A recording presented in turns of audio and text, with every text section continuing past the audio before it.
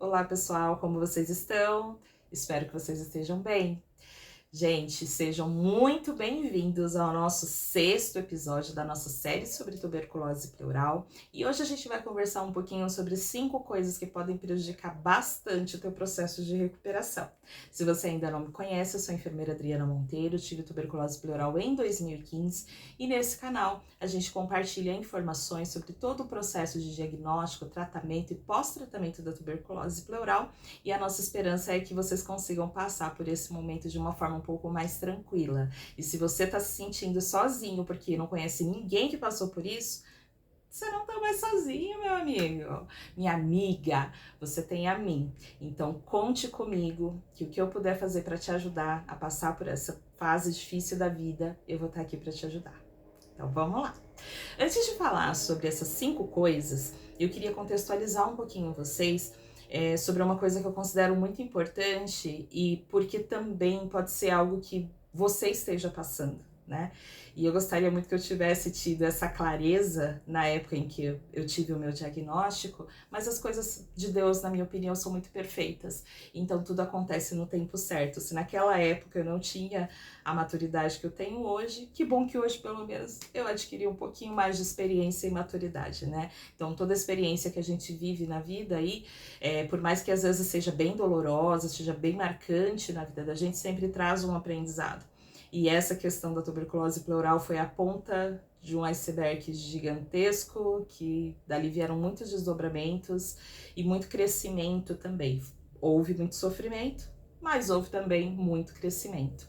Por que eu falo isso? Porque naquela época, lá em 2015, quando eu recebi o meu diagnóstico, eu vivi uma vida muito complicada, né? Eu tinha acabado de terminar minha graduação, eu era técnica de enfermagem, atuava no SAMU, e o SAMU, meu sonho de vida, né? E aí eu tava muito feliz, porque agora eu tinha terminado a minha graduação e eu tava muito focada em consolidar a minha carreira, né? De começar ali com bases muito firmes, muito fortes a minha carreira para realmente chegar onde eu queria, que era ser enfermeira do suporte avançado do SAMU, enfim, e trilhar uma carreira brilhante ali, né?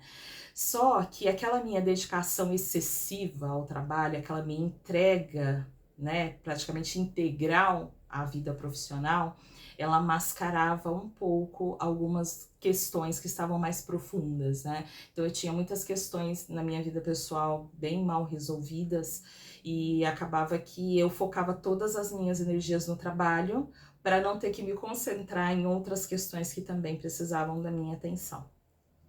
E nessa minha dedicação louca ao trabalho, eu acabava me deixando de lado. Então eu não cuidava de mim, né?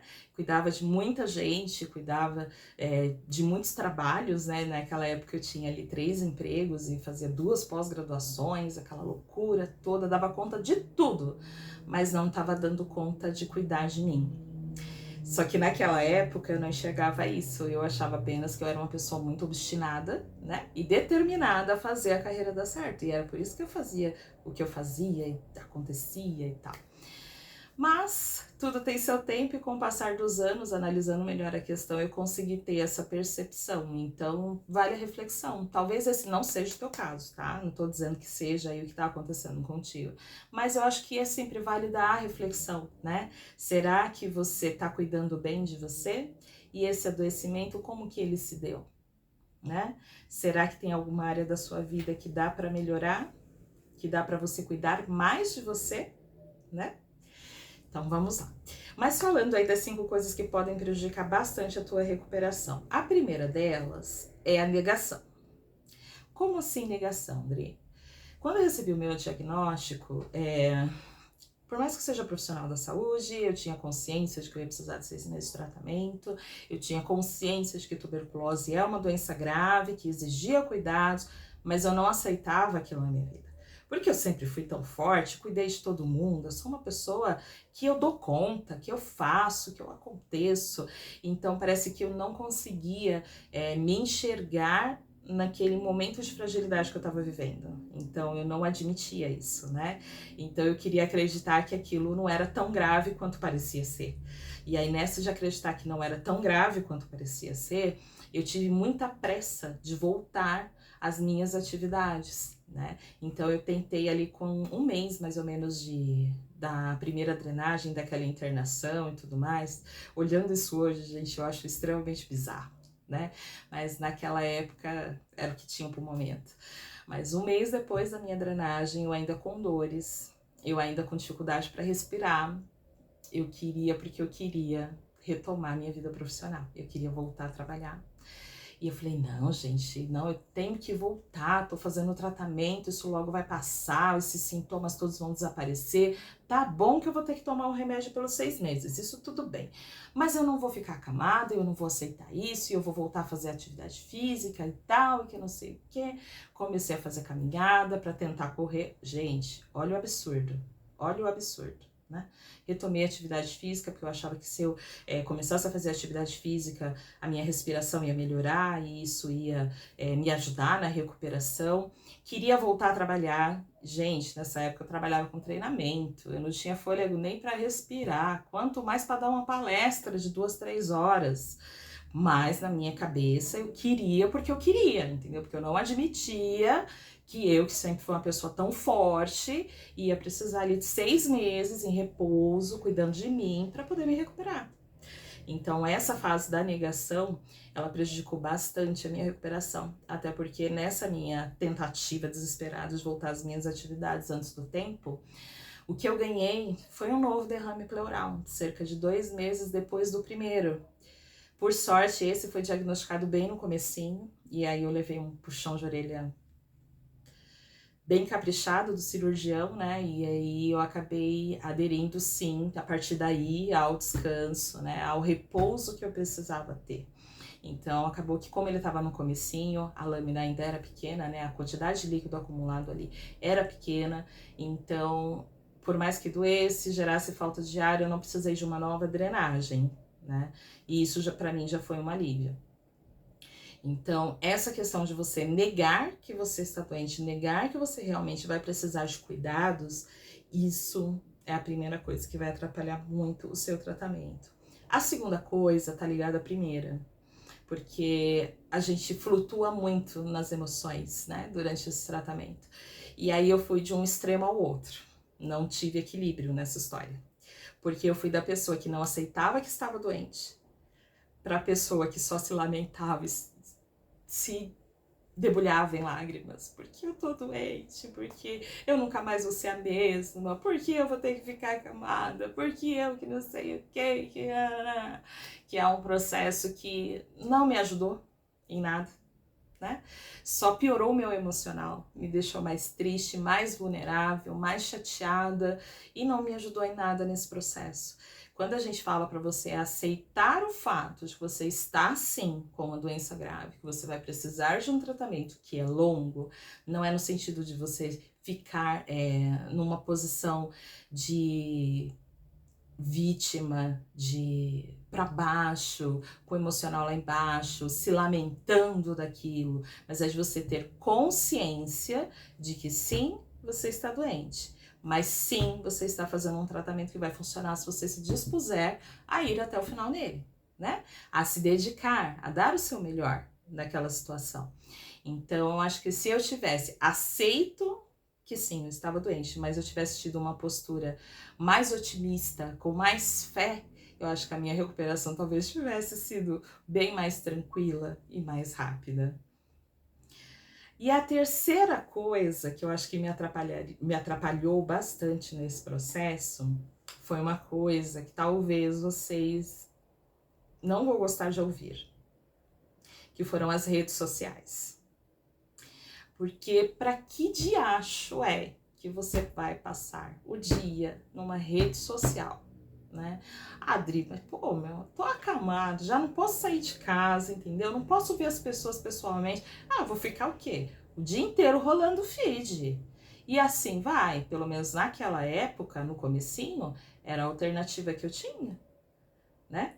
Então eu ficava ali muito tempo na rede social e com o tempo isso começou a me fazer mal, porque parecia que a vida de todo mundo estava andando, todo mundo estava construindo alguma coisa, estava fazendo alguma coisa legal, estava vivendo a vida intensamente, estava curtindo, estava aproveitando, e a minha vida parece que estava estagnada no limbo de doença, de prostração, de tristeza. Então, quanto mais eu passava tempo ali rolando feed, vendo a vida das outras pessoas, mais aquilo me fazia mal, porque eu tinha a impressão de que parece que só a minha vida estava ruim, a vida de todo mundo estava bem, né? Porque é óbvio que na rede social a maioria das pessoas só posta o quê?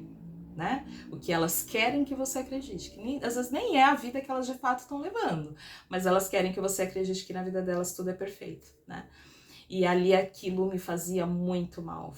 Na época eu não conhecia os efeitos, né, os malefícios do excesso de telas, o excesso de permanência em rede social, consumindo aquele conteúdo ruim, sem proveito, que não te acrescenta em nada.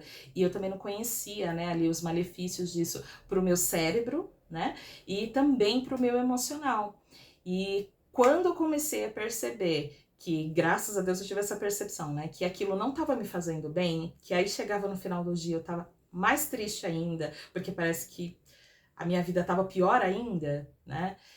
Graças a Deus que eu tive essa percepção e eu consegui sair desse limbo, e foi quando eu comecei a me dedicar ao estudo. Que foi quando eu olhei e falei, eu preciso desesperadamente fazer alguma coisa, porque se eu não fizer alguma coisa, eu vou ficar cada vez pior e eu tô com medo de desenvolver alguma coisa pior, uma depressão, ou um quadro depressivo, alguma coisa pior do que eu já tô agora. Então eu preciso desenvolver, eu preciso construir alguma coisa, eu preciso fazer alguma coisa que me traga algum resultado. E o que eu podia fazer naquele momento era estudar. Porque eu não podia sair de casa, eu não podia fazer atividade física, eu não podia trabalhar, mas eu podia estudar. E aí o que eu comecei a fazer? Olha só, não que eu esteja recomendando que você faça isso, mas eu estou te relatando como foi a minha experiência, tá? Naquela época eu me inscrevi em todos os concursos que tinha em aberto, porque eu já sabia que eu ia voltar a trabalhar depois de 6 meses, né? Porém, de acordo com o médico que me atendeu, um dos médicos que me atendeu, se eu não me engano foi até aquele cirurgião que me atendeu, não foi ele não, minto, foi o médico do trabalho, de um dos meus empregos, que ele me perguntou onde eu trabalhava, e aí eu falei que eu trabalhava no SAMU, e ele me respondeu na época, você trabalhava, né, porque nesse seu estado aí você não trabalha mais no SAMU, não sei nem se você vai trabalhar na enfermagem, mas no SAMU é certeza que você não trabalha mais.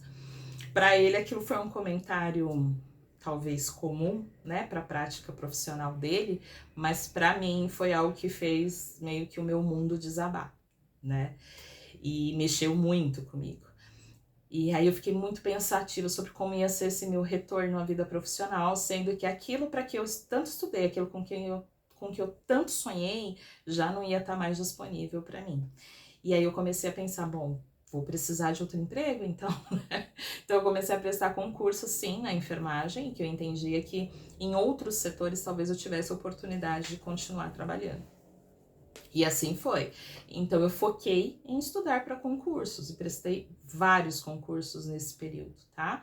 Comecei a estudar, e normalmente concurso você leva ali uns 2, 3 meses para poder fazer a prova, né? Então, todos os que estavam abertos eu me inscrevi, passei esse período estudando. Quando saíram as provas, eu já estava no nível de recuperação muito melhor, né, do que do começo do tratamento. E aí eu comecei a fazer as provas e tal, e aí assim eu me sentia um pouco mais tranquila, isso me trouxe um pouquinho mais de tranquilidade.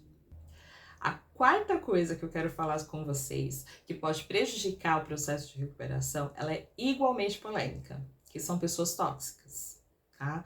Então, às vezes, a gente se cerca de pessoas que estão ali ao nosso lado e a gente, às vezes, até tem a impressão de que elas querem o nosso bem, que elas cuidam da gente, mas se a gente olhar mais atentamente, as ações delas são mais voltadas para buscar benefícios que a gente possa oferecer, e quando a gente precisa desse apoio, a gente acaba não tendo. Né? Então é algo para se analisar. Se essas pessoas que a gente está se cercando nesse momento realmente estão nos apoiando e nos levando para frente no nosso tratamento, ou estão trazendo ainda mais tristeza e comentários desnecessários para nossa vida.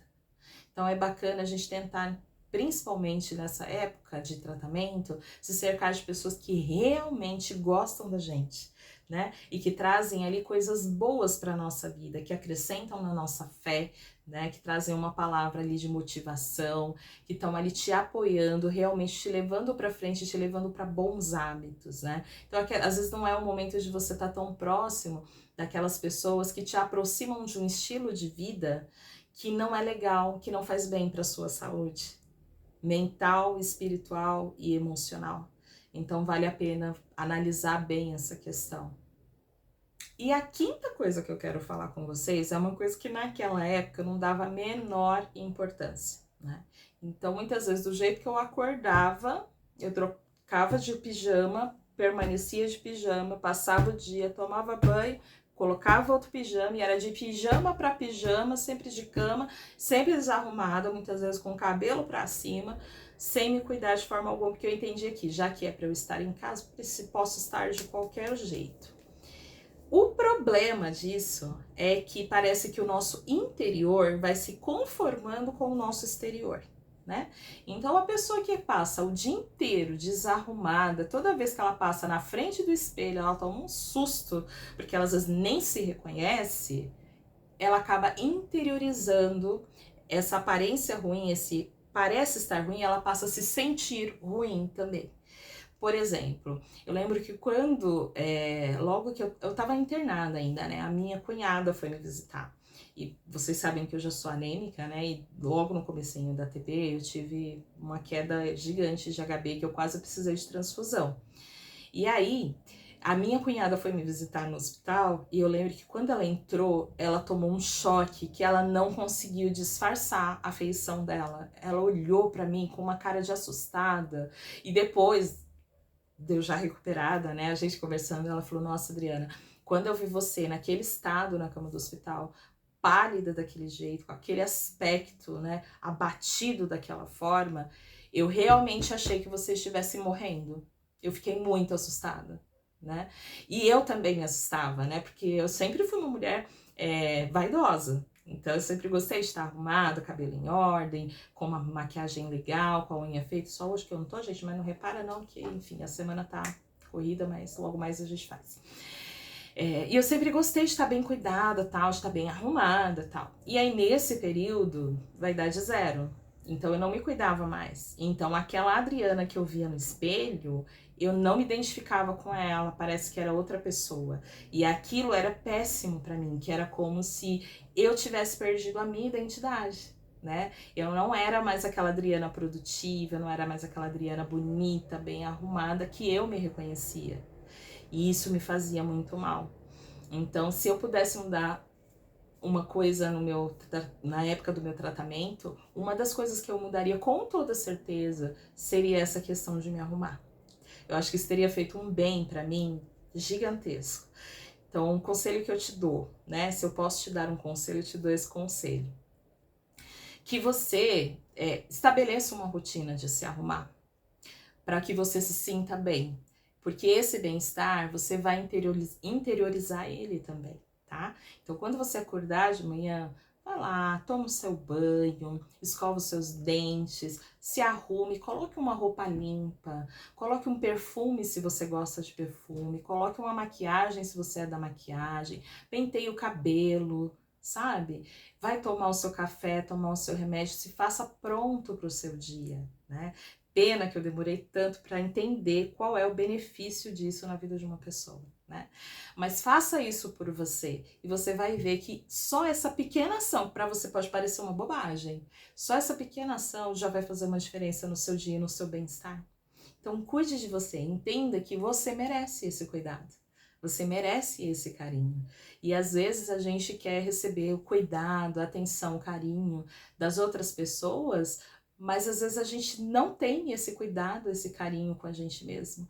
Então isso é algo que tem que começar com a gente, da gente pra gente, né? Então respeito, cuidado, atenção, carinho, tudo isso tem que começar primeiro com a gente, né? Então essa é uma sugestão que eu dou para você. E a dica bônus, por assim dizer, né, apelidamos assim, que eu queria falar com você é o seguinte: eu acho que é super importante você atentar para o que te levou a esse processo de adoecimento. Pode ser que seja uma coisa com a qual você não tem muito o que fazer. Por exemplo, a tuberculose ela é uma doença que ela se manifesta muito em pessoas com imunidade mais baixa. Pode ser que, diferente de mim, a tua imunidade tenha baixado por conta de uma gestação ou por uma outra condição de saúde, tá? E não tem muito o que fazer a respeito, né? Às vezes a pessoa já estava ali com bacilo no organismo, teve essa queda de imunidade e desenvolveu a doença. Ok. Mas eu acho que vale a reflexão, vale você analisar a sua vida e ver se tem algo que você pode melhorar, se não tem um hábito ruim que você vinha desenvolvendo ao longo desses anos e que prejudicou a tua saúde, prejudicou a tua imunidade, né? Eu analisando ali, eu vejo vários pontos. Não dormir, não beber água, não cuidar da minha saúde, não fazer os meus exames como eu deveria, né? Não ter uma alimentação saudável, não fazer exercício físico, viver estressada 24 horas por dia, viver cercada de gente que me fazia mal, que me constrangia e eu aceitava, né? Então tinha uma série de coisas ali que eu podia ter corrigido já naquela época, mas eu precisei ainda de um tempo para entender que aquilo estava afetando a minha saúde. Então, se esse for o seu caso, não deixe para amanhã o que você pode corrigir hoje para viver melhor a sua vida e com mais saúde. Então essa é a dica que eu gostaria de deixar para vocês. Gente, se vocês gostaram desse vídeo, curte, compartilha com as pessoas da tua família, com as pessoas que você conhece que estão passando por isso também.